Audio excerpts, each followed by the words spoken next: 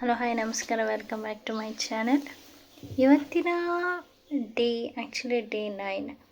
ಇದುವರೆಗೂ ನಾವು ಡೇ 8 ತನಕ ಇರೋ ಅಸೈನ್ಮೆಂಟ್ಸ್ ಮಾಡ್ಕೊಂಬಂದಿದ್ದೀವಿ the magic ಬುಕ್ಕಿಂದು.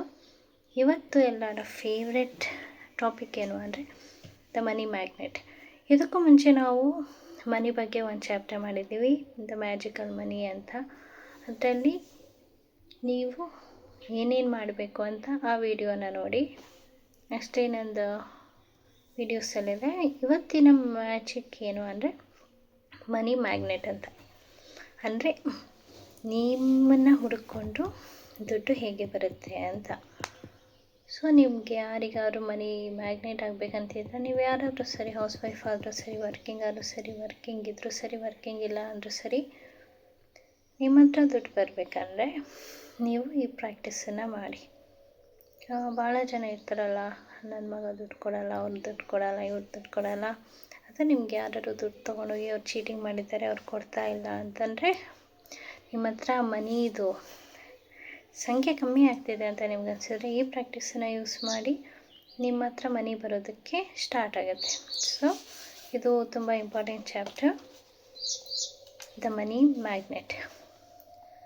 It is only with gratitude that life become rich. ನೀವು ಕೃತಜ್ಞರಾಗಿದ್ದರೆ ಮಾತ್ರ ನಿಮ್ಮ ಜೀವನ ರಿಚ್ ಆಗಿರುತ್ತೆ. Gratitude is richness and complaint is poverty. It's the golden rule of your whole life. Whether it's your health, job, relationship or money, the more grateful you can be for the money you have, even if you don't have very much, the more riches you will receive, and the more your complaint about money, the poorer you will become. ಯಾವುದೇ rule ಅಂದರೆ the first and the most important rule ಏನಂತ ಗೊತ್ತಾ? ನೀವು ಗ್ರ್ಯಾಟಿಟ್ಯೂಡಲ್ಲಿದ್ರೇ ನಿಮ್ಮ ಆರೋಗ್ಯ, ನಿಮ್ಮ job, ನಿಮ್ಮ relationship, ನಿಮ್ಮ ಮನಿ ಜಾಸ್ತಿ ಆಗ್ತಾ ಹೋಗುತ್ತೆ. ಅದೇ ನೀವು ಕಂಪ್ಲೇಂಟ್ ಮಾಡಲಿದ್ದೀರಾ ಅಥವಾ ಟೇಕನ್ ಫಾರ್ ಗ್ರ್ಯಾಂಟೆಡ್ ತೊಗೊಂಡಿದ್ದೀರಾ ಅಂದರೆ ಅದು ಕಮ್ಮಿ ಆಗ್ತಾ ಹೋಗುತ್ತೆ. ಇದು golden rule.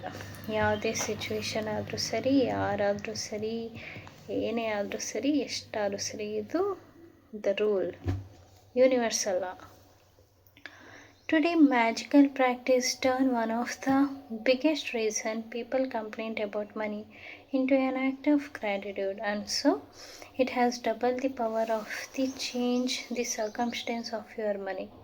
You will be replacing a complaint which make you poorer with gratitude which magically bring you richness. ಇವತ್ತು ನಿಮಗೆ ಕೊಡ್ತಾ ಇರೋದ್ರಿಂದ ನೀವು ಈ ಕಂಪ್ಲೇಂಟ್ ಮೋಡಿಂದ ಗ್ರ್ಯಾಟಿಟ್ಯೂಡ್ ಮೋಡಿಗೆ, ಎಸ್ಪೆಷಲಿ ದುಡ್ಡಿನ ಏರಿಯಾನಲ್ಲಿ ಹೇಗೆ ಹೋಗ್ಬೋದು ಅಂತ. Most people wouldn't think they complaint about money, but if there is a lack of money in their life, they are complaining without realizing it. Complaining happens through people's thought as well as their words, and most people are not aware of any thoughts in their head. Any complaining, negativity, jealous or worry thoughts or the word about money are literally creating poverty. And of course, the biggest complaint comes when money has to be paid out. Complaint ನೀವು ಹೇಗೆ ಮಾಡ್ತಿದ್ದೀರಾ, ಎಲ್ಲಿಂದ ಮಾಡ್ತಿದ್ದೀರಾ ಅಂತ ಯಾರಿಗೂ ಗೊತ್ತಾಗೋದಿಲ್ಲ. ಯಾಕಂದರೆ ಅದು ಡಿಫಾಲ್ಟಾಗಿ ನಿಮ್ಮ ಥಾಟ್ಸಲ್ಲಿ ಬರ್ತಾ ಇರುತ್ತೆ. ಬಟ್ ನೀವು ಕೇರ್ಫುಲ್ಲಾಗಿ ಅಬ್ಸರ್ವ್ ಮಾಡಿದ್ರೆ ಅದು ನಿಮಗೆ ಗೊತ್ತಾಗುತ್ತೆ.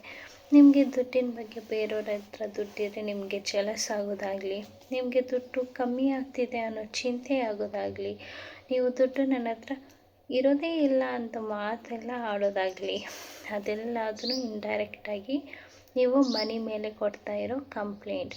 ಆ ಥರ ನೀವು ಮನಿ ಮೇಲೆ ಕಂಪ್ಲೇಂಟ್ ಮಾಡ್ತಾ ಇರಬೇಕಾದ್ರೆ ನಿಮ್ಮ ದುಡ್ಡು ನಿಮ್ಮಿಂದ ಕಮ್ಮಿ ಆಗ್ತಾ ಹೋಗುತ್ತೆ. If you don't have enough money to pay your bill, can be one of the most difficult thing to do. It can seem like there is a greater stream of bill than there is money to pay them.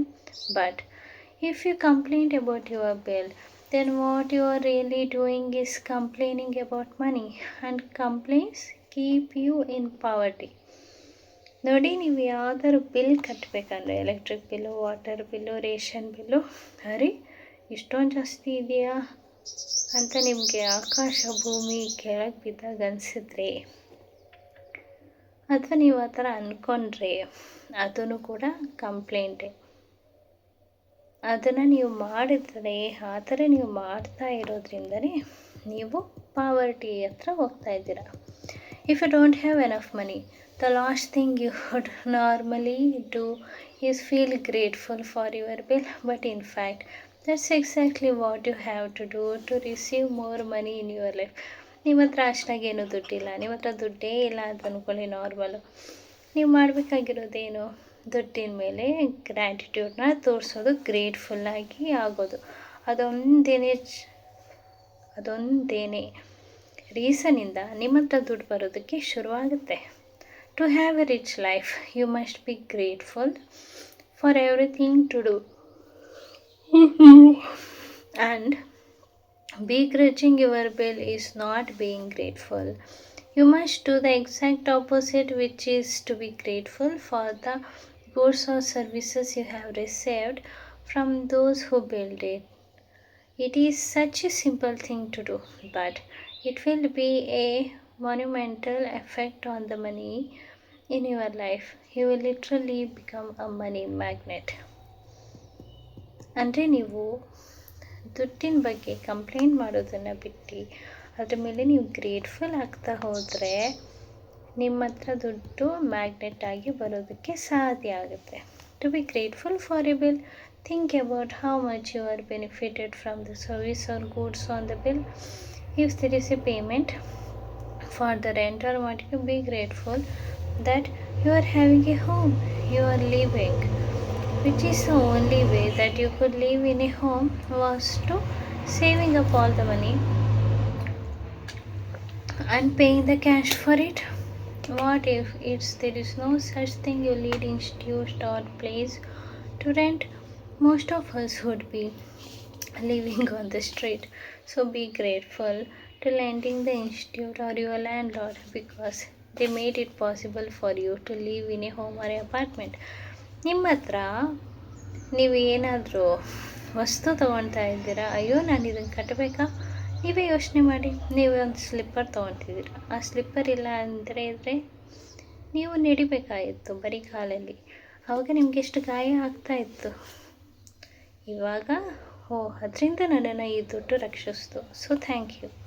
ನೀವು ನಾನು ಈ ಮನೆ bill ಕಟ್ತಾ ಇದ್ದೀನಿ, ನಾನು house rent ಕಟ್ತಾ ಇದ್ದೀನಿ ಅಂತ ಬೇಜಾರು ಮಾಡ್ಕೊತೀರಲ್ಲ, ಅದ್ರ ಬದಲು ಅಂದ್ಕೊಳ್ಳಿ, ಈ ಮನೇನ ಕಟ್ಟೋದಕ್ಕೆ, ಇದು ಮಾಡೋದಕ್ಕೆ ನನ್ನ ಹತ್ರ ದುಡ್ಡಿಲ್ಲ, ಅರೆ ನಮ್ಮ ಲ್ಯಾಂಡ್ ಲಾರ್ಡ್ ಇದ್ದಾರೆ ನೋಡಿ, ಅವ್ರ ಹತ್ರ ದುಡ್ಡಿದೆ, ಅವ್ರು ಈ ಮನೆ ಕಟ್ಟಿರೋದ್ರಿಂದ ನಾನು ಕಮ್ಮಿ ದುಡ್ಡು ಕೊಟ್ಟು ಈ ಮನೆ ಬಾಡಿಗೆ ಆಗಿದ್ದೀನಿ. ಅದೇ ನೀವೇ ಮನೆ ಕಟ್ಟಿ ಮನೆ ಇರಬೇಕಾಗಿತ್ತಂದರೆ ಅವಾಗ ಇನ್ನೂ ಜಾಸ್ತಿ ದುಡ್ಡು ಬೇಕಾಗಿತ್ತಲ್ಲ.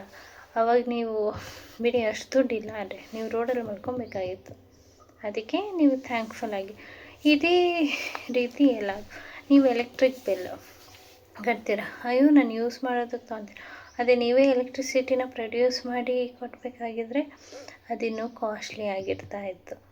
ಸೊ ಈ ಥರ ನೀವು ತಿಳ್ಕೊಂಡಾಗ ನೀವು ದುಡ್ಡಿನ ಮೇಲೆ ಇಂಡೈರೆಕ್ಟಾಗಿ ಗ್ರ್ಯಾಟಿಟ್ಯೂಡು, ಗ್ರೇಟ್ಫುಲ್ ಫೀಲಿಂಗನ್ನು ತೊಗೊಬೇಕು. ಇನ್ಮೇಲಿಂದ ನೀವು ಗ್ರ್ಯಾಟಿಟ್ಯೂಡ್ ಮಾಡಬೇಕಂದ್ರೆ ನೀವು ಒಂದು ಮ್ಯಾಜಿಕಲ್ ವರ್ಡನ್ನು ಬರಿಬೇಕು. ಏನಂತ? Thank you paid. ಕನ್ನಡದಲ್ಲಿ ಥ್ಯಾಂಕ್ ಯು ಕೊಟ್ಟಿದ್ದಕ್ಕೆ. On every bill has I paid it. ನೀವು ಯಾವುದೇ ಒಂದು ಬಿಲ್ ಕಟ್ಟ್ರಿ, ಮನೆದು, ದಿನಸಿದು, 10 ರೂಪಾಯಿದು ಏನಾದ್ರು ಐಟಮ್ ತೊಗೊಂಡ್ರು, 5 ರೂಪಾಯಿದು ಐಟಮ್ ತೊಗೊಂಡ್ರು ಪರವಾಗಿಲ್ಲ, ನೀವು ಆವಾಗಲೇ ಏನಂದ್ರಿ, thank you paid, thank you paid ಅಂತ ಅಂದ್ಬಿಡಿ. ಅದೇ ನಿಮ್ಮ ಹತ್ರ ದುಡ್ಡಿಲ್ಲ, ದುಡ್ಡು ಬರಬೇಕು, ನೀವು ಯಾವುದಾದ್ರು ಮನಿನ ಬಿಲ್ಲನ್ನು ಪೇ ಮಾಡೋದಕ್ಕೆ ನಿಮಗೆ ಅಗತ್ಯ ಆಗಿರೋ ದುಡ್ಡು ಬೇಕು ಅಂದರೆ ಅವಾಗೇನು ಬರಬೇಕು? Thank you for the money. ಆವಾಗ ನೀವು thank you for the money ಅಂತ ಹೇಳಿ. ಅದೇ ನಿಮ್ಮ ಹತ್ರ ದುಡ್ಡು ಕಟ್ಟಿದ್ರೆ ಏನೇನು ತೊಗೊಂಡಿದ್ರು ಥ್ಯಾಂಕ್ ಯು ಪೇಯ್ಡ್ ಅಂತ ಬರೀರಿ. ಸೊ ಇವತ್ತಿಂದ ನಿಮ್ಮ ಹತ್ರ ಏನೇ ಇದ್ದರೂ ನೀವು ಯಾವ್ದಾದ್ರು ಬಿಲ್ ಪೇ ಮಾಡಬೇಕು ಅಂದರೆ thank you for the money ಅಂತ ಬರೀರಿ. ದುಡ್ಡು ಕೊಡ್ತಾ ಇದ್ದೀರಾ ಅಂದರೆ ಥ್ಯಾಂಕ್ ಯು ಪೇಯ್ಡ್ ಅಂತ ಬರೀರಿ. ಇದು ಸಿಂಪಲ್ಲಾಗಿ ಈಸಿಯಾಗಿ ನಿಮಗೆ ಮನಿ ಮೇಲೆ ಗ್ರ್ಯಾಟಿಟ್ಯೂಡನ್ನ ಸ್ಟಾರ್ಟ್ ಮಾಡುತ್ತೆ. ಇವತ್ತಿಂದ ನೀವು ಈ ಪ್ರಾಕ್ಟೀಸ್ ಪ್ರತಿಯೊಂದು ದುಡ್ಡು ಕೊಡಬೇಕಾದ್ರೂ ರಿಮೈಂಡ್ ಮಾಡ್ತಾ ಹೋದರೆ ನಿಮಗೆ ಇದರಿಂದ ಯೂಸ್ ಆಗುತ್ತೆ. ಇವತ್ತಿನ ಅಸೈನ್ಮೆಂಟ್ ಏನು ಗೊತ್ತಾ, ನೀವು ನಿಮ್ಮ ಬ್ಲೆಸ್ಸಿಂಗ್ಸನ್ನು ಕೌಂಟ್ ಮಾಡಬೇಕು. 10 ಬ್ಲೆಸ್ಸಿಂಗ್ಸನ್ನು ಕೌಂಟ್ ಮಾಡಬೇಕು ಪ್ರತಿ ದಿವಸನೂ. ಆಮೇಲೆ ನೀವು ಯಾವುದೇ ಬಿಲ್ ಪೇ ಮಾಡಿಲ್ವೋ ಆ ಬಿಲ್ಲನ್ನು ತೊಗೊಂಡ್ಬಿಟ್ಟು thank you for the money ಅಂತ ಅದ್ರ ಹಿಂದೆ ಬರಿಬೇಕು. ಯಾವ್ದಾರು bill, electric bill, water bill, ಮನೆ ರೆಂಟಿನ ಬಿಲ್ಲು ಅಥವಾ ಇಮೇಲಲ್ಲಿದೆ ಅಂದರೆ thank you for the money ಅಂತ ಅಂದ್ಕೊಳ್ಳಿ. ಅದೇ ನೀವು ಆಲ್ರೆಡಿ ಕಟ್ತಾ ಇದ್ದೀರಾ ಅಂದರೆ ಥ್ಯಾಂಕ್ ಯು ಪೇಯ್ಡ್. ಆದರೆ ಎಷ್ಟು ದುಡ್ಡಿದೆ ನನಗೆ ಕೊಡೋ ಅಷ್ಟು, ಸೊ ಥ್ಯಾಂಕ್ ಯು ಪೇಯ್ಡ್ ಅಂತ ಅಂದ್ಕೊಳ್ಳಿ.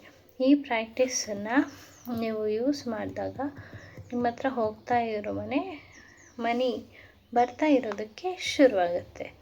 ಸೊ ಇವತ್ತು ನೀವು ಮಲ್ಗೋದಕ್ಕೂ ಮುಂಚೆ ಏನು ಮಾಡಬೇಕಂದ್ರೆ ಮ್ಯಾಜಿಕ್ ರಾಕನ್ನು ಪ್ರಾಕ್ಟೀಸ್ ಮಾಡಬೇಕು. ಮ್ಯಾಜಿಕ್ ರಾಕನ್ನು ಇಟ್ಕೊಂಡ್ಬಿಟ್ಟು ಏನೇನು ನೆನಪಾಗಿದೆಯೋ ಅದನ್ನು ಮಾಡಿ ನಿದ್ದೆ ಮಾಡಿ. ಇದೇ ರೀತಿ ನೀವು ಮಾಡಿದಾಗ ನೀವು ಮನಿನ ತುಂಬ ಚೆನ್ನಾಗಿ ಅಟ್ರ್ಯಾಕ್ಟ್ ಮಾಡ್ಕೊಬೋದು. ನಾನು ಆ್ಯಕ್ಚುಲಿ ಲೈವ್ ಆಗಿ ನಿಮಗೆ ಗ್ರ್ಯಾಟಿಟ್ಯೂಡ್ ಪ್ರಾಕ್ಟೀಸನ್ನು ಡೈಲಿ ಮಾಡಬೇಕಂದ್ರೆ, ಯಾಕಂದರೆ ಡೈಲಿ ಕೂತ್ಕೊಂಡು 2 hours to 3 hours gratitude practice ಮಾಡ್ದಲೇ ಇದ್ದರೆ ಮಿನಿಮಮ್ ಒಂದು ½ an hour 10 minutes 15 minutes ಅಂತೂ ಮಾಡಲೇಬೇಕಂತೆ. ಆ ಥರ ಮಾಡಿದಾಗ ಆಪರ್ಚುನಿಟೀಸ್ ನಿಮ್ಮನ್ನು ಹುಡ್ಕೊಂಬರುತ್ತಂತೆ. ಆ ಥರ ನೀವು ಮಾಡಲಿಲ್ಲ ಅಂದರೆ ಏನಾಗುತ್ತೆ ಅಂದರೆ ನೀವು ಅನ್ಗ್ರೇಟ್ಫುಲ್ ಥಿಂಗ್ಸನ್ನು ಜಾಸ್ತಿ ಅಟ್ರ್ಯಾಕ್ಟ್ ಮಾಡ್ತೀರ. ಸೊ ಗ್ರ್ಯಾಟಿಟ್ಯೂಡನ್ನ ಪ್ರಾಕ್ಟೀಸ್ ಮಾಡಬೇಕಂತೀನಿ. ಬಟ್ ನನ್ನಲ್ಲಿ 100K ಸಬ್ಸ್ಕ್ರೈಬರ್ಸ್ ಆಗಬೇಕು ಅಥವಾ 100 ಸಬ್ಸ್ಕ್ರೈಬರ್ಸ್ ಆಗಬೇಕು. ಸೊ ಬೇಗ 100 ಸಬ್ಸ್ಕ್ರೈಬರ್ಸ್ ಮಾಡಿ ನಾನು ಗ್ರ್ಯಾಟಿಟ್ಯೂಡ್ ಪ್ರಾಕ್ಟೀಸ್ನ ಅಪ್ಲೋಡ್ ಮಾಡ್ತೀನಿ. Thank you for watching this video. Thank you.